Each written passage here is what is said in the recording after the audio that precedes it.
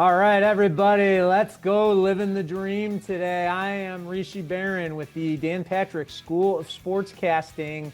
And once a month, we share the stories of our fantastic graduates and what they're doing out in the real world. And we have a Colorado Sportscaster of the Year in the midst for Uh, us today, a man with style, one of the kindest, just most genuine people who's come through our program here on episode number 52, the Khalil Mack edition of the Livin the Dream video podcast. I'm talking about Titus Cleveland. Titus, what's going on with you today? man, Rishi, first of all, thank you for having me on this podcast. I've seen this the work that you've done, the recent people that's been on this podcast, and I'm just honored that I could be, your guest for 52. You say Khalil Mack, I say Ray Lewis, and they're both great, but I am honored. Thank you for having me on, and I'm doing great, man. I'm actually living the dream every single day. 5 days a week, I get to be on TV, and it's something I've always dreamed of. So I'm doing amazing. Well, we know that that dream started with what's on the hat right there back in the Bronx in New York City. But Yes. where did living the dream as a sportscaster begin for you? Where did those dreams originate from? It started really young. I'd say about 8 years old. I I'm the youngest of five, first off. All girls, so I have four sisters. And as a young boy growing up, I kind of didn't know where to fit. I didn't want to play with, the dolls and go dress up and things like that. So I kind of was lost for a bit of my childhood. But I had an uncle of mine who would come visit us every now and then from Washington, D.C. And he just always reminded me of Kevin Garnett because he was so tall. He was funny, he was loud, but he introduced me into the game of basketball. So every time he would come over, we would spend 2, 3 hours late at night flipping from ESPN Sports Center to NBA TV, and he would just tell me certain stories about certain guys that he may or may not have played with. I still don't know if it's actually true or not, but he would just tell me these stories, and just I was just in awe of just listening to him. And I knew if I could get to that point where I could be on TV, I could make him proud and I could just make him smile. And I still keep in contact with him to this day. He was at the graduation when I graduated from Full Sail, because that's how much he meant to me on this journey. So it started there. And then throughout high school, I played sports and I played baseball for majority of my high school career. And obviously, at some point as athletes, we kind of know when we're not going to go to that next level. We know when it's okay, you're good, but you're not Division One good. So let's just try to find something else.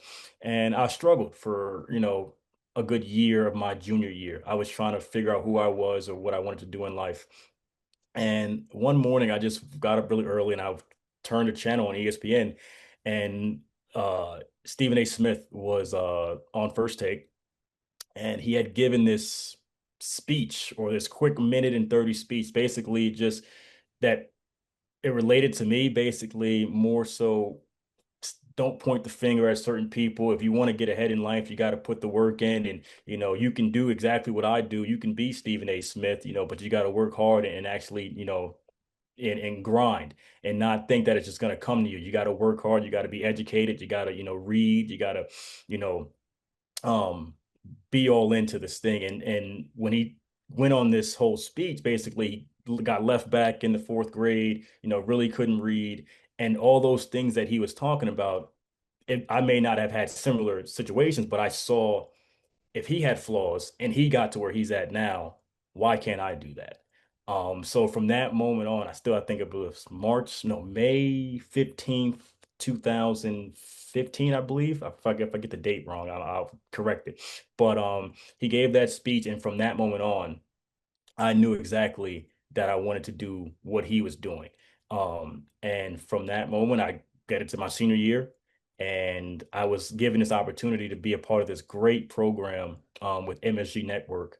And I 8 weeks went by so fast because I was so invested in going every single day. It was once a week, but every week we learned something new. And it was Bill Pito one week. It was Mike Breen, the great Mike Breen, who I got to talk to and got a photo with. I'll show you that. I'll send you that photo as well. But every single week, I was just invested learning about what it took to do this at a very high level. And even Rebecca Harlow, the great sideline reporter, she taught me so much.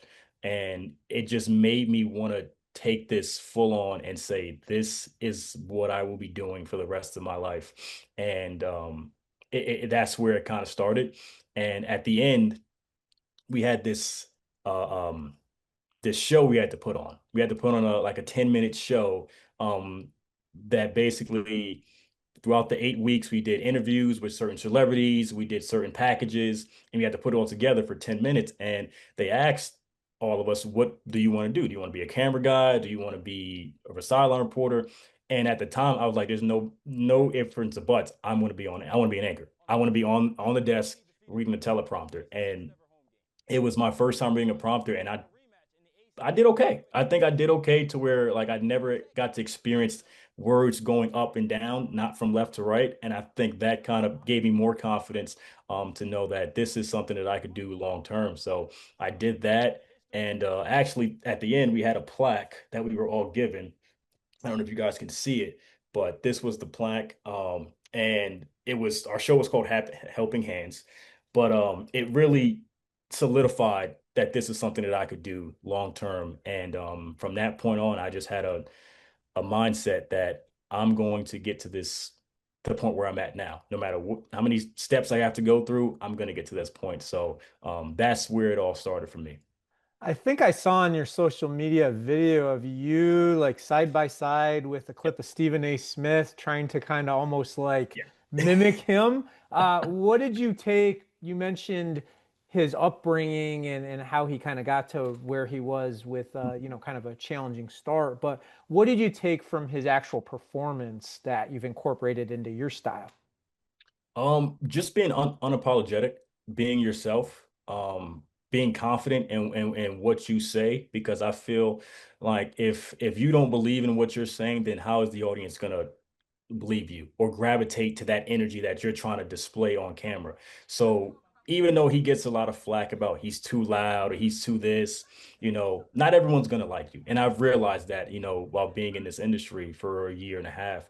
But as long as you know that you're giving your best effort and you're passionate about what you're talking about, that can take you a long way. And his upbringing was very similar to mine. He had, I think, three sisters, four sisters. And I actually got to read his book, Straight Shooter, which is a really good book. I think a lot of people should at least skim it if you are interested in, going down this path.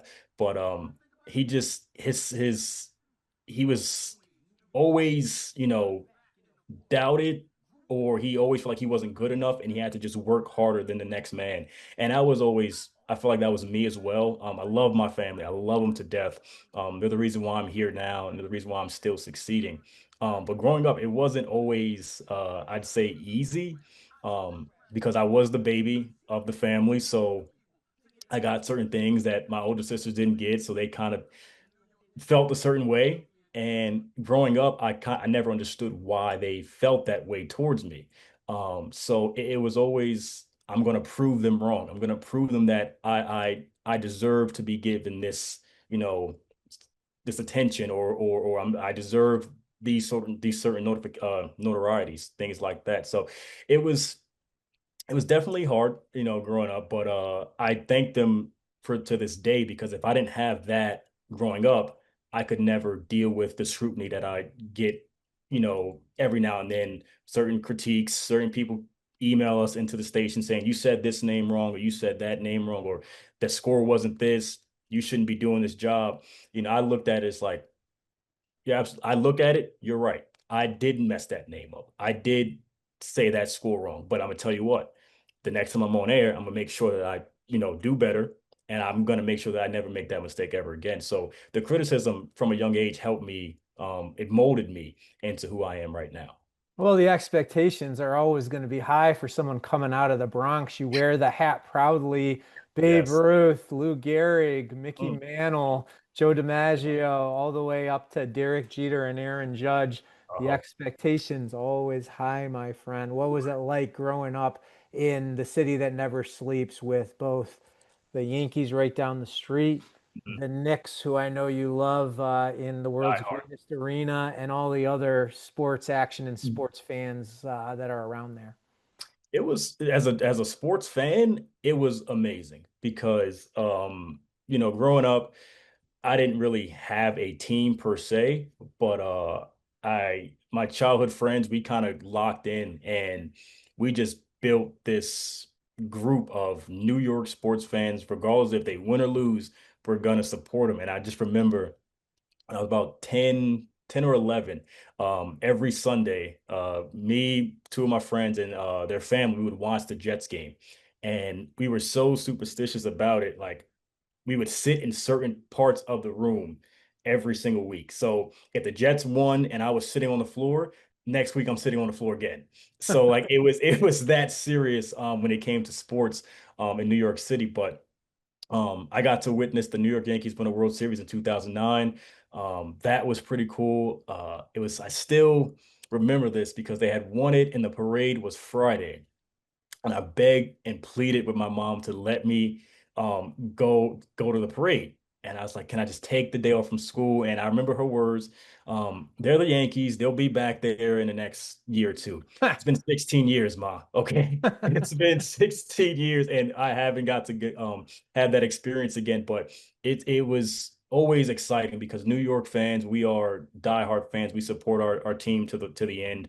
But that's just from sports. When it just came about upbringing and growing up in New York City, it teaches you a lot. It teaches you a lot because New York is a fast-paced city.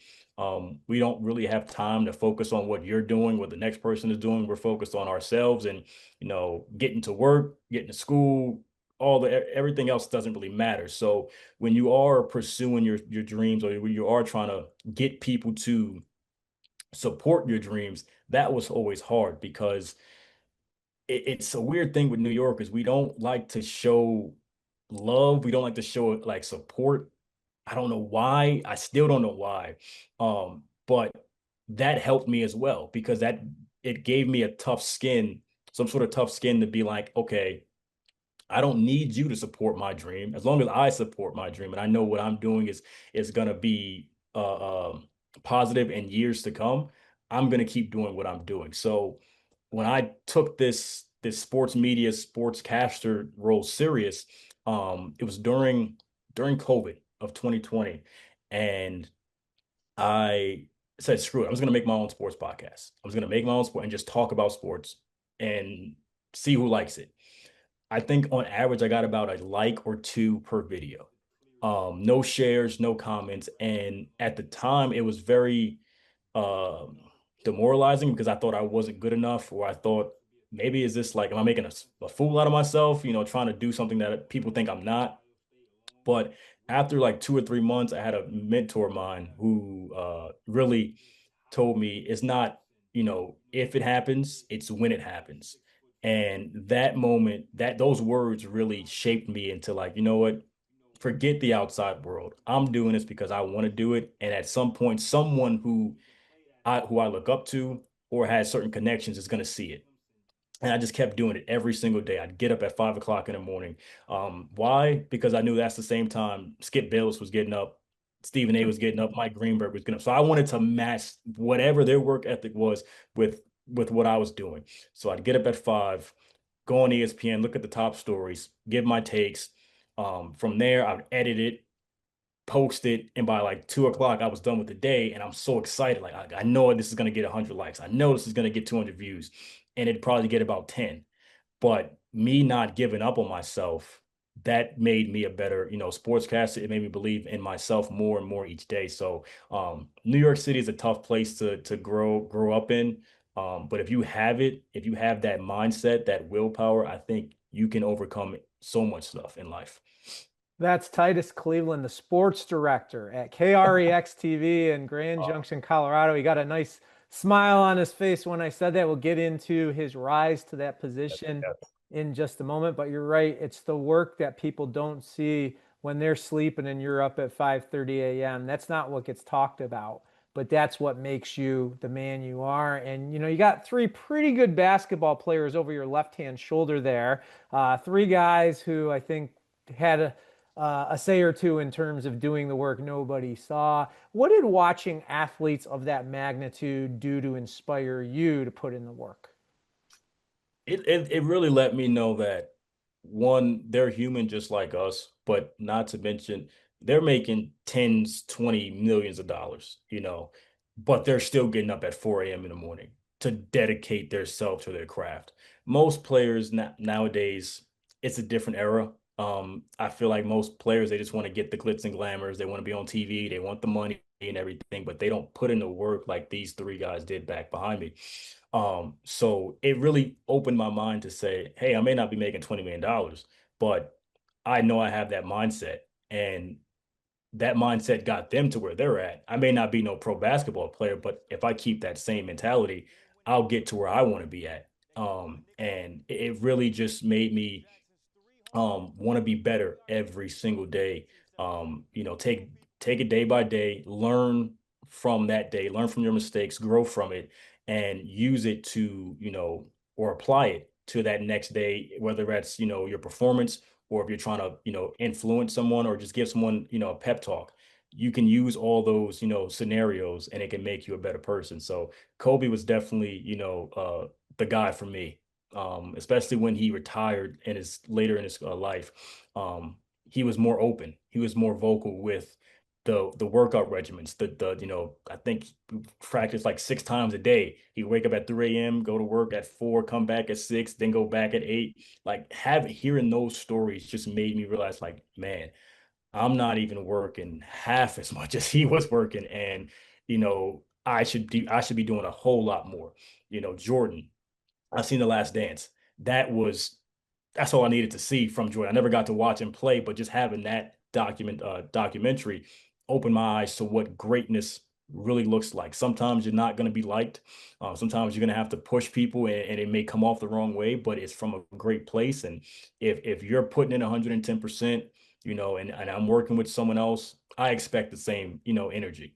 I'm not saying you gotta be at the best, but just give me your best for that day.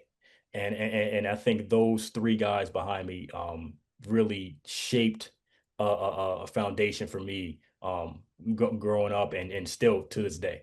Well, you were an athlete yourself, right? You played Yeah. hoops. You played a lot of baseball, I know, at Cardinal Hayes High School in the Bronx. What was your own athletic journey like? Um, I'll be honest, I was not the most athletic. Basketball, even though it was my passion, I loved it, and it's what I wanted to do. I never got my growth spurt. I was never 6'5", unfortunately. Um, but I was one of those players that worked so hard during practice, or on the weekends. I would go to the park and just shoot for hours.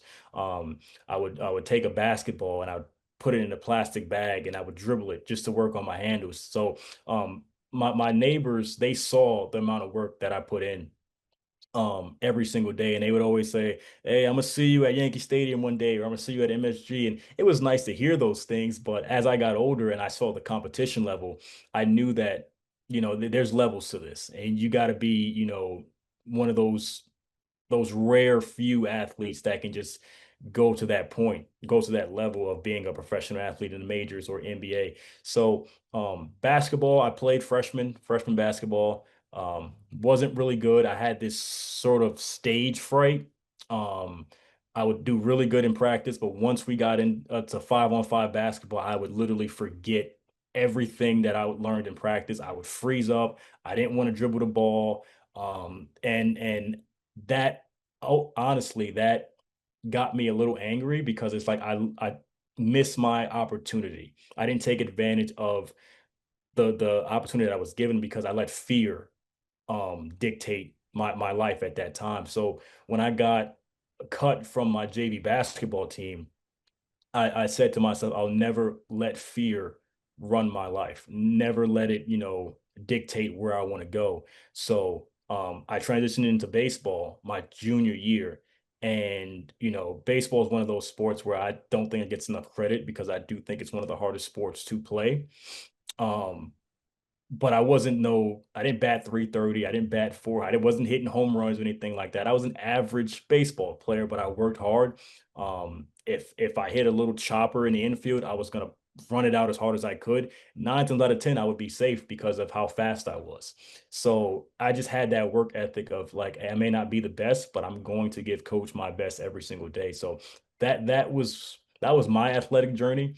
Um, Unfortunately, our high school team was not the best, and I'm putting that lightly. Had won, I think, two games my senior year, and that it really made me fall out of love with the sport of baseball because when you're losing every single day, and it's like you want to get better, but some of your teammates are not on the same mindset as you. It's like, do I want to do this in college? Do I want to just get up every single day, hit the weights, and really not get nothing out of it? So I kind of stepped away from baseball entirely, and it's just I'm just going to focus on sportscasting and just try to be a sports reporter and things like that. And I have no regret on stepping away from it. I'm still a part of it. I get to go to multiple baseball games, interview certain players, be in a dugout. So I'm still, an athlete to some degree, but it's a lot better on this side, I will say. Well, while you were still playing, you made a decision that you wanted to wear number 42 in honor of one of your heroes, Jackie Robinson. Why was that important for you to do on the baseball field? For two reasons. One, just because of what he stood for, what he was able to do in the game of baseball, what he went through and still had the mindset and mentality to just say, I'm here for a certain reason and I'm gonna do whatever I have to do to change the narrative.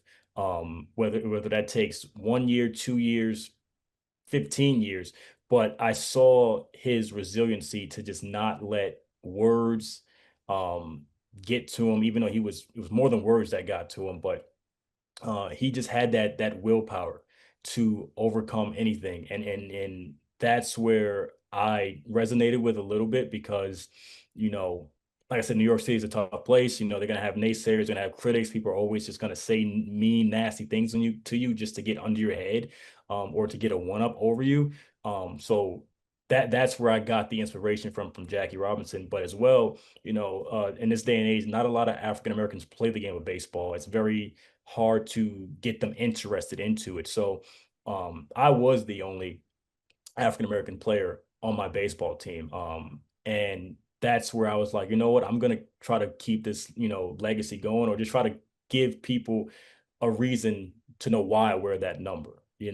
So every now and then when I was playing or we finished the game, I had a certain mom or a parent just come up to me and say, hey, I really appreciate what you're doing, or I really appreciate the number 42. Jackie Robinson was one of my, inspirations growing up playing baseball. And that's really it really made me smile every single time, win or loss. I really smiled at the fact that that number, it meant so much, not just to me, but other people who got to watch me play. That's great. And, it's special every year with Jackie Robinson Day when everybody in the major leagues wears it. And I'm glad that you got to wear that number with pride. And you eventually decided to come to a school that has never lost a baseball game, probably because we don't have a team. But Full Sail University and the Dan Patrick School of Sportscasting, what brought you to us? I can give you the long version or the short version. I'll try to squeeze it all together. But so at the time during COVID, we were like coming out of COVID and we were still like trying to figure out what society was going to look like. I had just got laid off, and I was looking for a new job, but I wanted something that really paid well. So I got into real estate. And got into this program, and it was about 6 months. I had to learn, I think, 25 chapters of what it took to be a real estate agent. And by month five, I would think I was on like chapter four, like, because it was so much to learn, and it was taking tests and taking quizzes. And if I failed, I had to retake it. So it was starting to take a toll on me. So one day I was looking up a real estate agent on YouTube, and an ad came on, the Dan Patrick School Sportscast. And I still remember the ad to this day. Dan, if you want to be on the camera, behind the camera, radio, podcast, whatever you want to do, this is the place for you. And that's where I was like sold. I immediately wiped away from the real estate thing. I clicked on the ad, and then within like 10 minutes, I got a call from a Full Sail representative, and he was like, "Hey, I saw you were interested." And it kind of freaked me out a little bit. I was like, how did you know I was on the app? How did you know I was interested? Like, where's going on? Is there a bug in my camera or something like that? So from that moment on, like he called me, he kind of sold me on the place and that it's a great school, it's a great program. And had asked me, do you want to do online or in person? And I was like, no, in person. If I'm gonna do this, if I'm gonna take this serious, I want to be where you're at, where Rishi Barran is at, where Gus Ramsey, where Gertie Hirschheiser, all the great ESPN, Fox, NBC, people were at. I wanted to put myself in their shoes, not in their shoes, but in their presence, because that was going to give me the realization if I could do this seriously. If I was online, I couldn't really get this interaction that I got when I was down in Orlando and Winter Park. So she was like, okay, we can make that happen. And as soon as I got off the phone with her, I immediately went to my mom and I was like, hey, mom, I know what I want to do. And at the time, she was kind of, I wouldn't say concerned, but she was like, okay, you're 20 something. When are you going to start, figuring out your life? And when I told her what I wanted to do, I was like, she was happy for me, but I was like, one thing, it's in Orlando, Florida. And she knew that how in the look in my eyes, she knew how passionate I was and serious I was about it. So we worked up a plan and we wrapped a bunch of money together and we applied for student loans, personal loans, whatever it took for me to get there. And I'm always grateful for her because she is the reason why I was able to get down there and do what I do. But that's how I got to Full Sail, the Dan Patrick School of Sportscasting. Started with real estate and it ended up with me actually chasing my real dream, my true dream. So I went out there and basically the rest was kind of history. I took on a challenge that I knew that if I didn't get to where I'm at now, I could at least say I tried and I would never have no regrets. And that was the main thing. I didn't want to have no regret in life. So yeah. It's inspiring to hear how hard you worked to make it happen too, because it's one thing to want to go, but Mhm. you put the work in and found a way to make it a reality. And we don't take that commitment on your end lightly either. And that makes us all the more want to give everything we've got to help you achieve those dreams, which seems that you're doing right now. So that makes us happy. But that's what got you, that ad got you to sign up. Once Mhm. you were on campus, what sold you that you were in the right place? Um, it was, I think, month two, I was here, or I think yeah, month two, I got to visit the studio. And I think this was at the time, I think the second graduating class or one of the largest classes at the time was graduating. And I was introduced, I think I met Chris Mouton for the first time. And he kind of just like, hey, this is the place, this is yada yada, it's the control room, it's the studio. And he just looked at me, he was like, you ever done a prompter before? I was like, no. He was like, good, go. And like him just having that belief in me, not knowing who I really was, but knew that I was a sportscaster, student. That gave me so much like hype and excitement because he's like, you're trusting me to run a prompter for these guys who were in their final class. And I did pretty okay. I did pretty good. I didn't mess up anything like that. But that's when I realized, okay, these guys actually get you in here and they mean what they say. They don't waste no time. They want to get you experience as quick as possible. So from there, I signed up every single time. Every time it was a studio IL or open IL, I would go in and I would just enjoy every 2 to 3 hours there. And that's when I realized it was something that this was a really good program. And you guys are trying to get us the best knowledge, the best, people who have done it for X amount of years. Um, you guys meant your word. And that's the part that I loved about it because um, every single time I was in that studio, I was just waiting, itching for my turn, for my like, wait, okay, wait till I get into intro to sportscasting, wait till I get on camera. So it was a great experience that I wish I could have every single time. I just wish I can just go back and just revisit that one time I was in there because it really set the foundation for me and sports, the Dan Patrick School of Sportscasting. Well, there's a lot of ways to stand out, Titus, but one of the ways you stood out was with the hat that you wore. That Yeah. I started joking about it because you wore it all the time. I'm like, oh, that's like a Pharrell hat, right? And Yes. you wear that thing a lot. I don't know Oh man. what's the story behind the hat?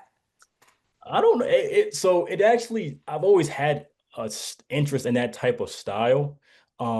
Basically because a lot of my uncles and cousins, they are from the South, so they kind of have that similar style. But like I said, I'm from New York City, so that Yeah. style doesn't really correlate to the New York City fashion and life. So I kind of stayed away from it in New York City because again, these are my own insecurities. I didn't want to get made fun of or get laughed at. But at Full Sail, man, this is why I love that school is because everyone can be themselves. Everyone can be who they want to be, and no one's gonna get made fun of it for I'm messing that up. No one's gonna get made fun of for being themselves, and they can just ha have that expression to be who they want to be. So when I first put it on, I was like, do I look silly? Do I look like I should be wearing this? But I walked around campus for like 20 minutes and I got more compliments than I did, negativity, negative compliments. So I was like, okay, this is I'm gonna stick with it. And then I just kept getting more hats and went from green to red to black. And then it became a part of me. So I still have them up here on my in my closet. But that really was an iconic signature for me because it separated me from, the Alfonsos, the Brandon Daniels, the Kate. They just gave me my own sense of style. So it was nice. I actually enjoyed it. I actually haven't worn one since I graduated. No, actually, I did wear one for we had a rodeo day here in Grand Junction. I did get to wear it then, and it was just like it was a flashback to good old times. I personally loved it. I was always a fan. I was always excited to see you wearing that hat. And hey, if you make it into our Hall of Fame, you'll have to bring it back for the Hall of Fame ceremony, right? Oh, We'll retire it. We'll retire the hat at the that end of the sounds day. But you seem like a guy with a great sense of style. You were always so well dressed, and you really stood out. How important do you think it is, and someone who's working in the industry now, to look professional and really snap on camera? it means everything. It means everything. If you can dress a certain way, that first respectable on camera. You don't want to go above and beyond with it. But if you can dress a certain way to where you feel comfortable, you feel good, it allows the audience to one appreciate your work ethic, your delivery, and your style because they know it took time to put that together. Not a lot of people can pull it off. Some people can't pull off certain fits that I wear. Um, but it does a lot. It heightens your on-air appearance for some people. Some people don't like it, but that's the one of the main compliments that I get when I'm out and about. They love the suits that I wear, the double-breasted suits, the pinstripes. I just got into like turtlenecks now. I'm starting to wear that a little bit more. But it really gives me a better um on-air presence and it allows people to first of all acknowledge my suit or my appearance, but then also listen to what I have to say, my delivery. So when I add those two together, it really hits it's like a home run for me. It's like, okay, he actually knows what he's doing. He looks good on camera and he's entertaining. So that's the main thing what it does for me, but it stimulates from where I went to high school at. Cardinal Hayes High School. It's a Catholic school, so they were very, stern about blazers, ties, button-ups. And some kids they didn't like it. They didn't like to wear the blazers. They didn't like to wear the sweater vests. I enjoyed it. I enjoyed it. It gave me a sense of pride that I know that I can dress like this, how I'm dressed now, but also dress very, professional with a suit, button up, and things like that. So I got to give a lot of credit to my high school for giving me that style or that confidence to pull that type of stuff off. It's fun. That's Titus Cleveland, and he was did such a good job early on in the program that Gus Ramsey, our program director, gave him an opportunity to be one of the co-hosts for our first Full Sail live show. This was our first time that we did a kind of a school collaboration where we did a show under real world deadlines, all that, a longer form show than what we do for class. And Titus, along with Daniel Chiarelli, did an amazing job with it. What was that experience like for you? Nerve-wracking. No, nerve-wracking. Just because first I was honored that Gus selected me to be, one of the co-hosts for it, but I think I was still in month like 6, and I hadn't even taken, Christine's class. And, that's one of the classes that I will get into that as well. But I have so much respect for her. She really, you know, got the best out of me. And I always tell people when you get to that class, don't take it for granted. If she's telling you to go at a 10, go to that 10 because she'll know where you need to be at for your on-air delivery. So I thank her so much, even to this day. But I didn't feel like I was ready. I didn't feel like I was ready. I had so many people that were ahead of me, Alfonso, Brandon Daniels, KJ. It was so many that I thought that deserved to be in that seat before me. But having Gus having that belief in me just gave me that confidence that okay, he picked you for a reason. So, don't let him down. And it was a fun thing to do. I think we messed up on the first take, if I'm not mistaken. We had to do it again, and then just having the belief in you guys, Chris, that hey, you made a mistake, but let's do it again. This is why we practice this for a reason. So once I made that first mistake, I was like, whew, all right, now I got the nerves out. Cool, let's do this for real. And it was one of the greatest things I got to experience, and it really added to my confidence going forward into the program. Well, that was one thing I really liked watching was your growth. So you were I wouldn't have known you were that nervous because you delivered quite well Thank that you. day. But I saw you continue to get better and better and better, including in my class at the end where I pushed you with your writing and some other things. But where did you see the building blocks come into place with your growth as you continue to work your way toward the finish line? Oh, that's a good question. Man, where could I start? I probably had to start with Christine or uh your class as well because you said you really pushed me. Like I'd get in and you got 10 minutes to write this VO, this intro, and I thought I did a pretty good job with the intro. And you look at it and you was like, no, you can do better. You can make this more exciting. You can give this more life. And at the time, I'm like, what does he mean? This is perfect. This is fine. But then you would able to just in 30 seconds give a great intro. I'm like, okay, I see what he means. I see what he means. I get it now. But I don't think I really every month, and that's the thing about this school is every month you're doing something, a new class. So it's really hard, in my opinion, to really, grasp when you're getting better because you only got 4 weeks and then you're off to the next one. So I don't think I got it until I left your class and it all came together and I got to see the final results of it. And yeah, I just think it really came to me at the end of this program, nowhere in between because I was still learning, I was still making mistakes, but I was still confident in myself that you guys haven't given up on me, and most importantly, I hadn't given up on myself. So, yeah, I don't think I ever realized it until the end.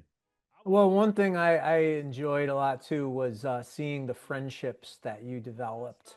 And Mhm. we're not even 8 years old at this point as a program, but we've already experienced some golden ages, and you were definitely part of a golden age with so many talented people coming through.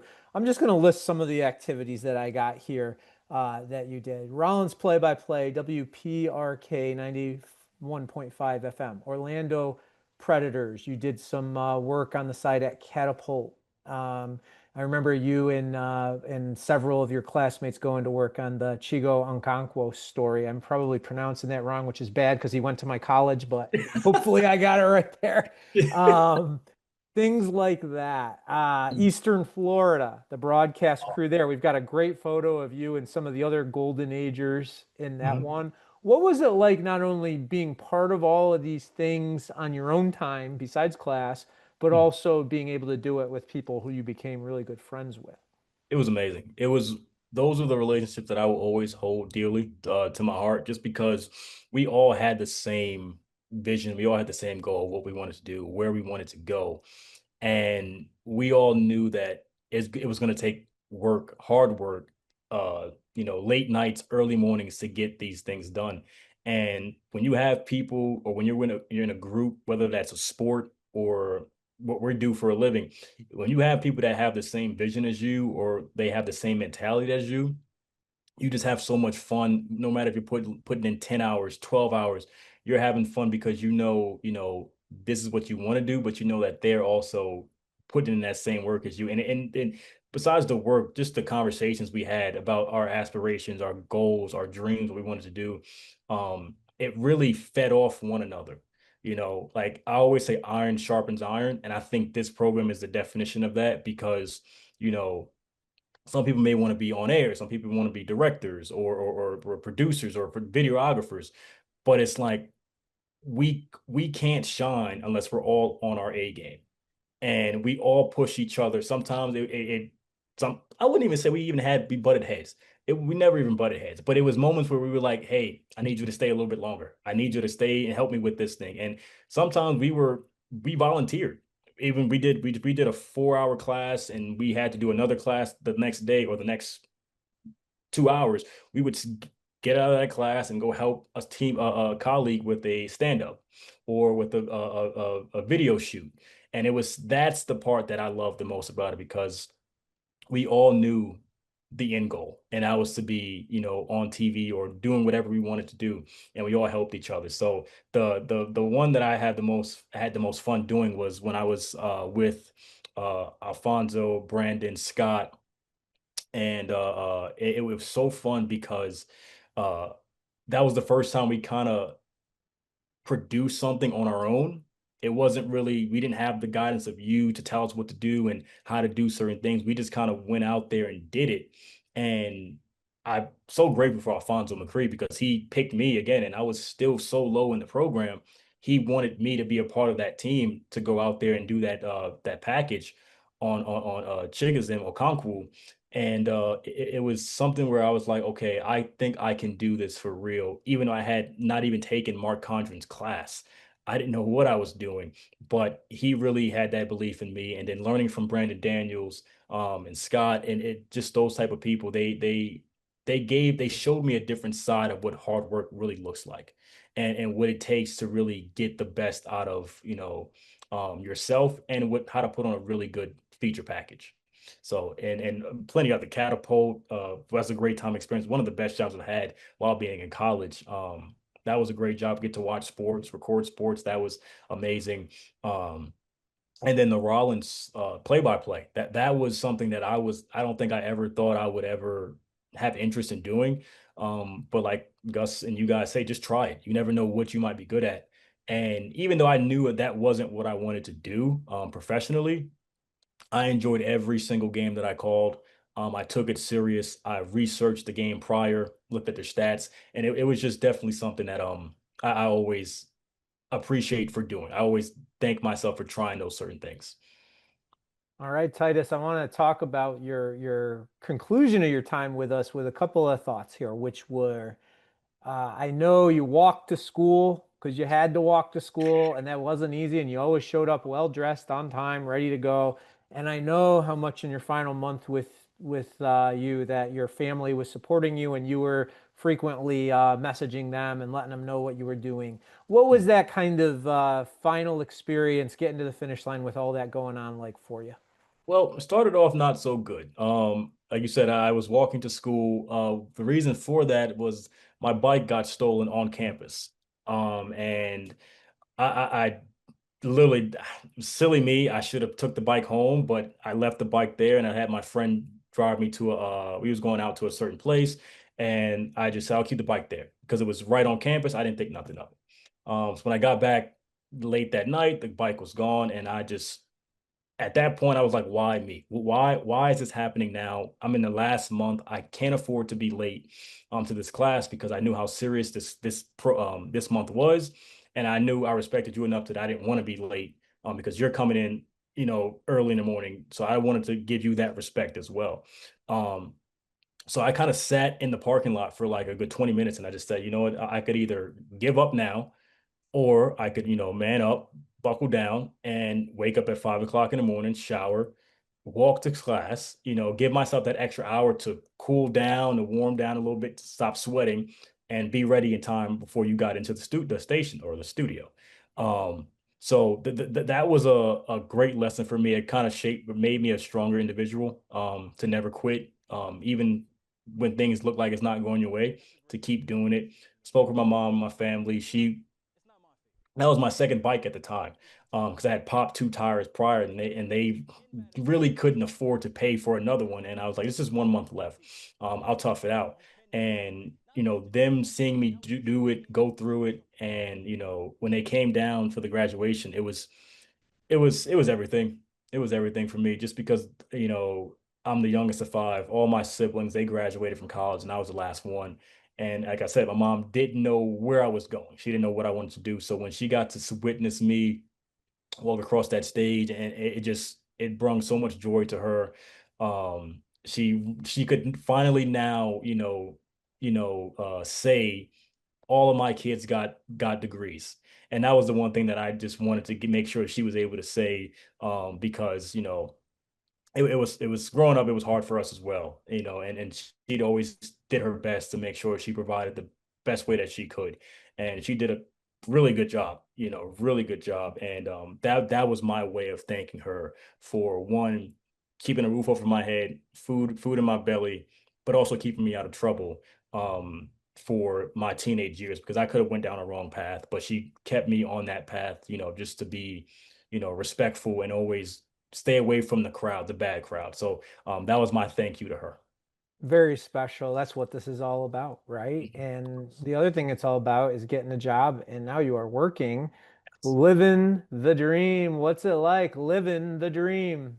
It's pretty cool. It's not, I'm gonna say pretty cool. It's amazing. It's amazing. I've dreamt about this since I was a junior in high school, and I didn't think it was possible. I didn't know the channels I had to go through. I didn't know where I had to go to get it, but I just trusted my faith in God, and He kind of led me down here. Now I'm on television 5 days a week, and it's it's so much that I could tell you. Like, the dream is amazing. Waking up every day, I don't ever dread a single day going to work. Every single day I wake up, I'm like, I get to talk sports. I get to tell a sports story, and it's on me to make sure that they feel what I'm feeling. So never a single day I dread going to work. But it's always certain things that you got to deal with as well. Being in a small market, you how could I say this? When I first started out, it was difficult for me, because I'm coming from a school that had so much knowledge that they gave me, that when I tried to come in and take what I learned here and apply it to this small market, it doesn't always translate the same, because what we do, we're doing different camera shots, we're doing different fill shots, we're doing cuts and everything. Certain markets don't have the financial, to do that. They don't have the money to do all these certain things. So it was kind of for me taking a step back a little bit, kind of going below what I was used to at Full Sail, and I had to work within my market, within my means. And it was, at first it was difficult, because normally we do shot sheets. We write on the shot sheets, but when I started, it was like, take away the shot sheet, and you got to write your highlight on a prompter. And I was like, that's not how I learned it. Um, but I had to adjust. And a lot of this job is a lot about adjusting as well. You have to learn how to, change on the fly, even though what you learned at Full Sail, if you can adjust to what the market is, or how the director likes to do certain things. If you can do that really well, I think you can go really far, no matter where you go, and whatever market you're in. So being in a small market, it's a blessing, because if I had been in a top 60 market right out of college, and I made one mistake, I probably wouldn't be back on air. I probably would be so embarrassed that I wouldn't want to show myself back on air. So me being in market 186, my first time on air, I didn't sound like I normally sound when I was at school. And I sent it to Gus, and Gus was like, who is this person? I don't know who this person is. Like, give me Titus, who was at Full Sail. And it only took that one message from him, and I was like, okay, good. If you want me to be that way, and I know I can be that way, I'm gonna deliver, my best, what I know I can live up to, or what I can be. And from that moment on, it's been amazing. I've done some amazing projects. I've got to cover the JUCO World Series. That is one of the best events I could say hands down. It's where some of the best junior colleges come down to Grand Junction and they play in this World Series in this town. And I got to cover it. I got to interview all the teams, be on the field. It's just it gives you that appreciation that hey, you may not be in a top market, but you're doing something pretty cool right here in the market 186. So never look down on the small markets because it definitely can help you grow as a sportscaster. Yeah, and to get an on-air job in sports is really hard, and you learned it takes a while. And part of that was it was coming out of COVID, and a lot of the stations had restrictions that you could not be hired unless you had had your COVID shot, and you had not, and it was important to you not to get one. And but then you ended up waiting it out, and sure enough, here you are. What did you learn about the business and the world and yourself throughout that whole process where you had to wait? Well, one thing I learned is first within myself, I have that mentality to stand on what I believe in.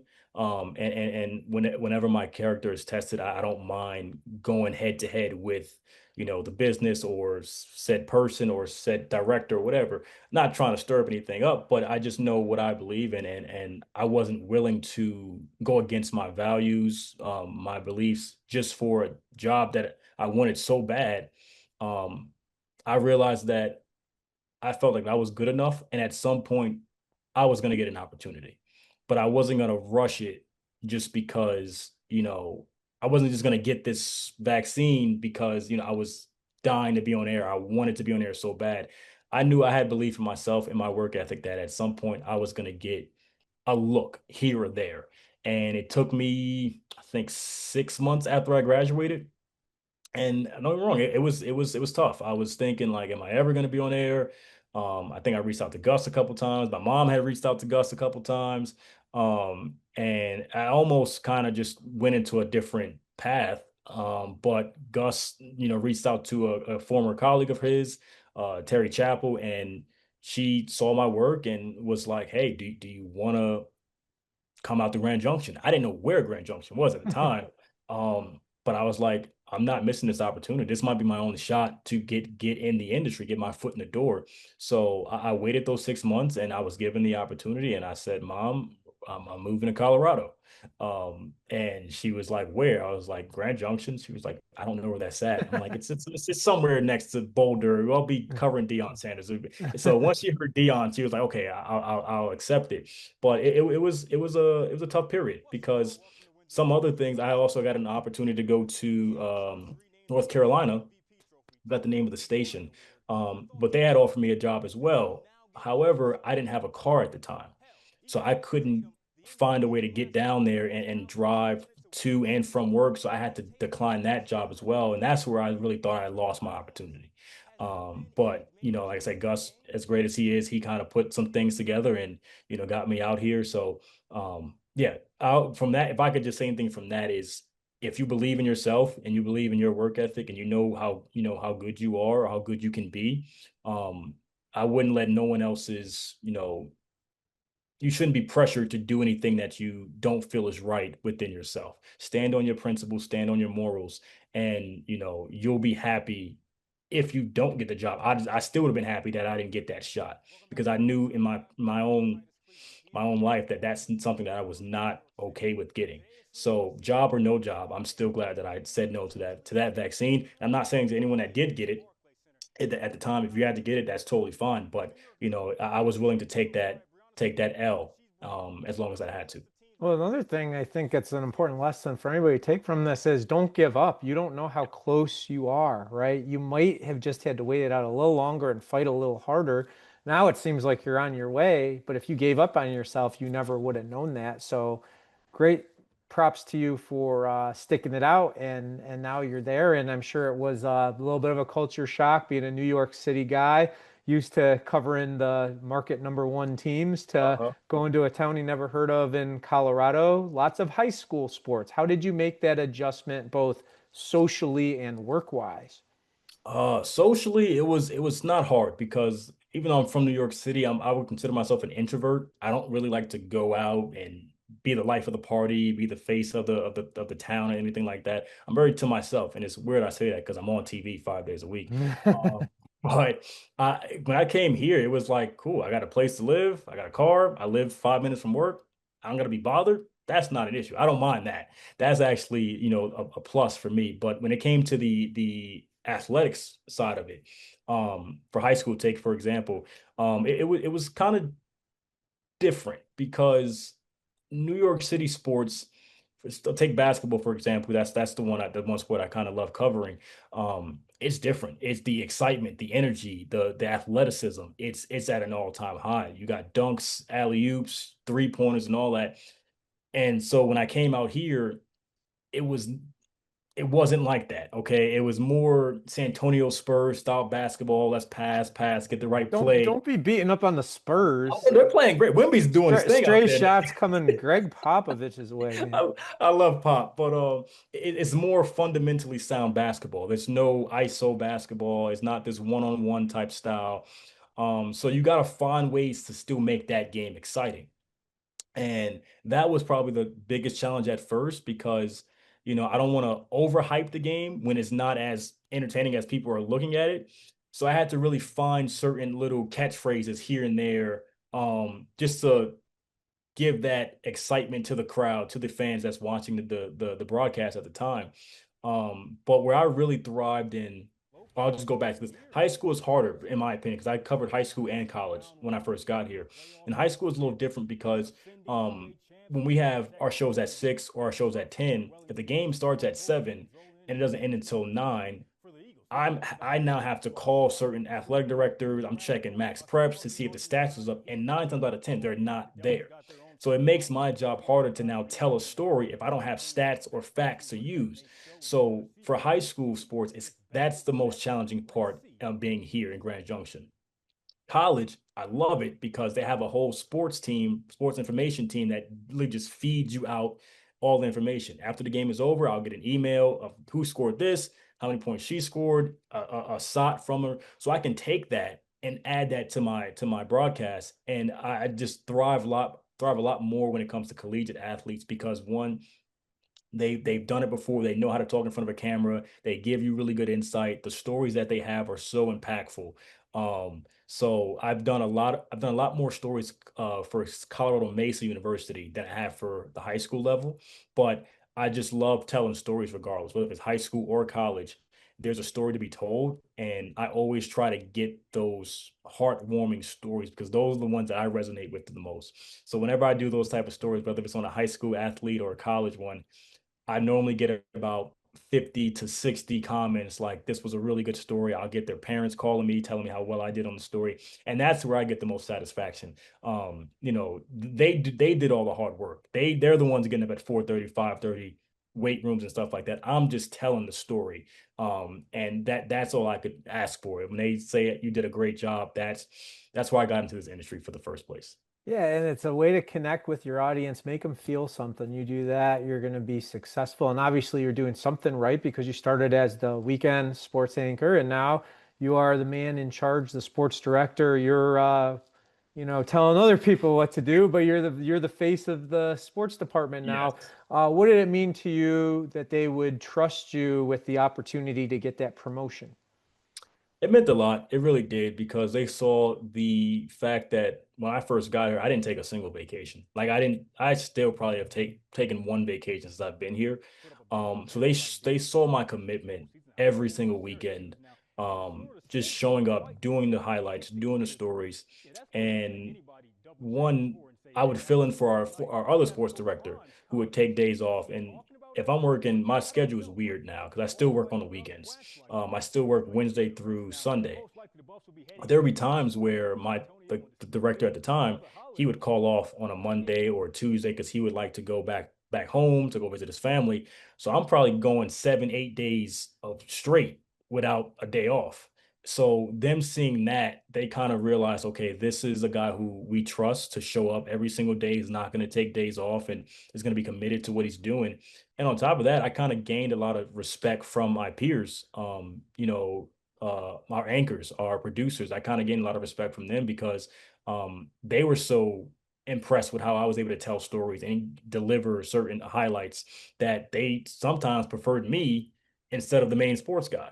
So, that's where I kind of, realized, okay, if I keep doing what I'm doing, at some point, I'm going to be in that position as sports director. And I've been I've been given the title for the last 4 months. I think we're going on five right now, and it's it's been it's been good because I'm now able to share everything that I've learned in this past year and 9 months over with someone who's just graduated college, actually just graduated Syracuse, Newhouse. So I'm able to share everything that I've learned within this past time that I've been in Grand Junction with him. And the one thing I always tell him is that, listen, I'm trying to get you out of here as quick as possible as well.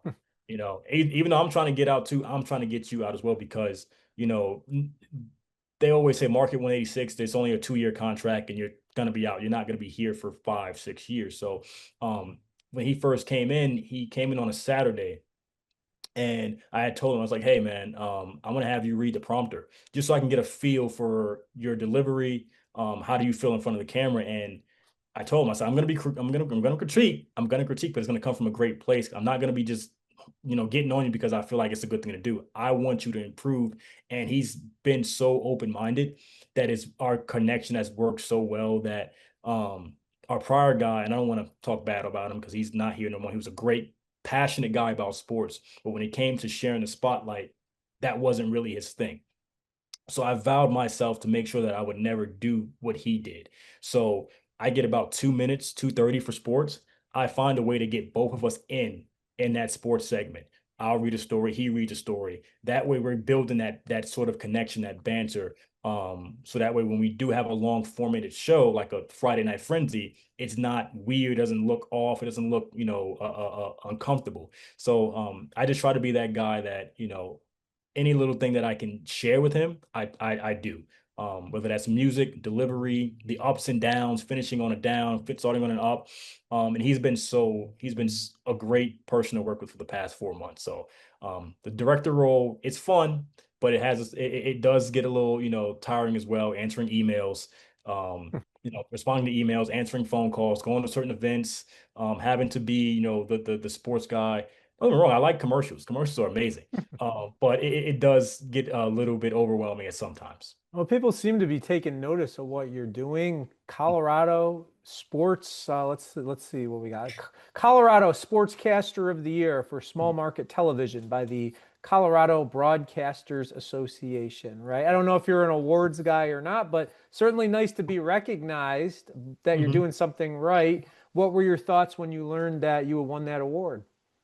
Oh man, it was such a relief. It really That's where it kind of came full circle that I put in all this hard work and now I'm being noticed for it. And then that's where it kind of like it hit me.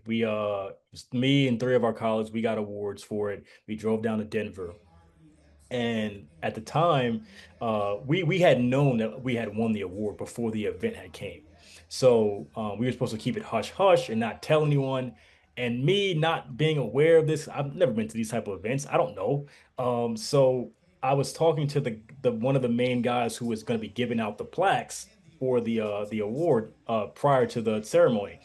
And I kind of put my own foot in my mouth and I was like, hey, I won the award. And he didn't make a big deal out of it. He was just like, all right, well, wish you the best of luck and things like that. And when I realized he was the guy that I just told that I won the award, I kind of felt bad. I was like, what was I not supposed to say that or not? But it was no, I didn't get in trouble for it. But after the ceremony had finished up, one of our guys who is a great photog, a really great videographer, he kind of put together a documentary. Um, and that's when it hit me. That's when it hit. The tears came out, the emotions came out. Basically, kind of what we're doing right now. But it was literally like 10 minutes after I had just got the award. So it just flashed back to everything from me being 8 years old, from me hanging out with my uncle, from me going to the MSG Network program, Full Sail, the long nights, early mornings. It all came right there, and I kind of just got emotional. I'm not really an emotional person, but that night the tears came out, and it was so uh what's the word I'm looking? It was so amazing to know that when I shared it online, the amount of the one thing that I was looking for this entire time was that acceptance, that appreciation. I got it that night, and it was like finally, like this is what I've been waiting for this entire time. But now that I got it, I want to get it again. So I'm going to work as even harder to make sure I go and go back to back for it. So that was one of the best moments I've had since That's being the here. beauty of this is that this is just the beginning of the journey still. It may seem like that was a crowning moment, but you're still a young man. And that leads us to the final big question. What are your future dreams within the business? Well, I always, I'm never leaving this, but I love this bit. I love what I do. I love talking sports. Um, but I also know that the news industry, as far as sports, is not as, I don't want to say appreciative. It's not, we're the last ones, basically. If something has to get cut, sports is getting cut.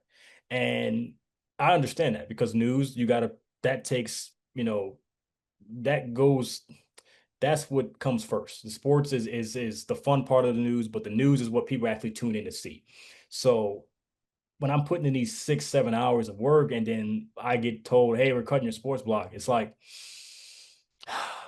okay, fine, no problem, no problem at all. I'll be a team player. I'm cool with it, but I just put in so much work. I do all my graphics, I do all my music, I put everything together, and then I get told that I don't get to show it for that day.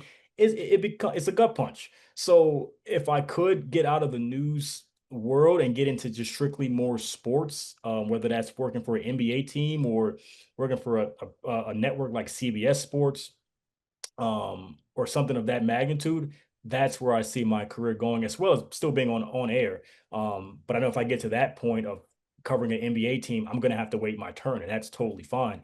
I'm willing to do that, but I want to grow and learn while I'm waiting behind the scenes as well. So I'll probably do another round of news, be a sportscaster, a sports director, or sports reporter for another news station. But after that, I would like to transition into the professional realms of NBA teams or covering a CBS sports college game day or something of that magnitude.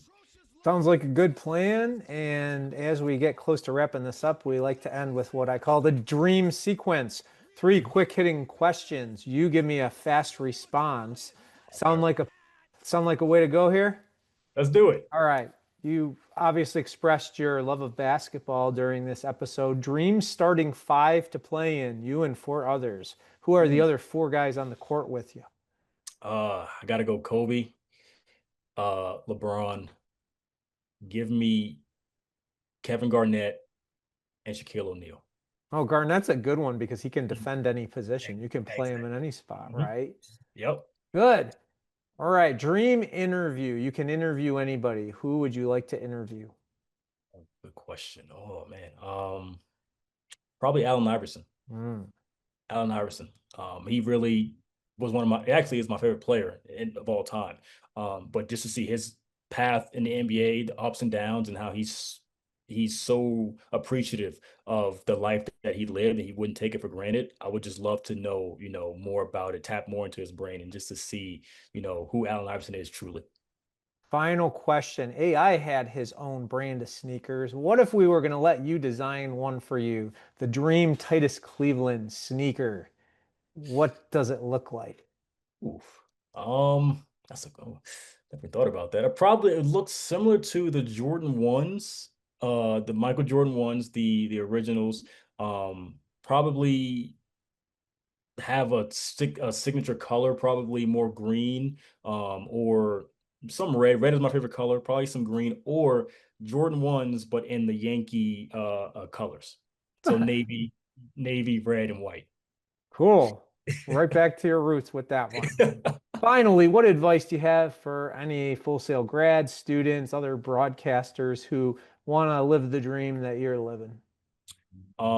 Be patient. Be patient with your journey and realize that your journey is yours. You can't compare it to no one else's. Be appreciative of the situation that you're in because any given day can be taken away from you.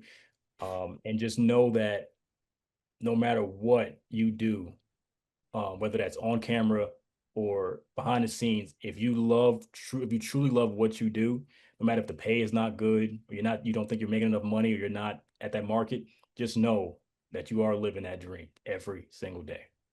Well, from the skyscrapers in New York to the sunshine in Orlando to the mountains of Colorado, Titus Cleveland has lived quite the life so far. Titus, I want to thank you for all your time today. We enjoyed all your stories and just really that mindset you have, a really positive outlook on life with that burning determination behind it. That's something anyone can learn from. He's living his dream. All of you, keep on living yours too.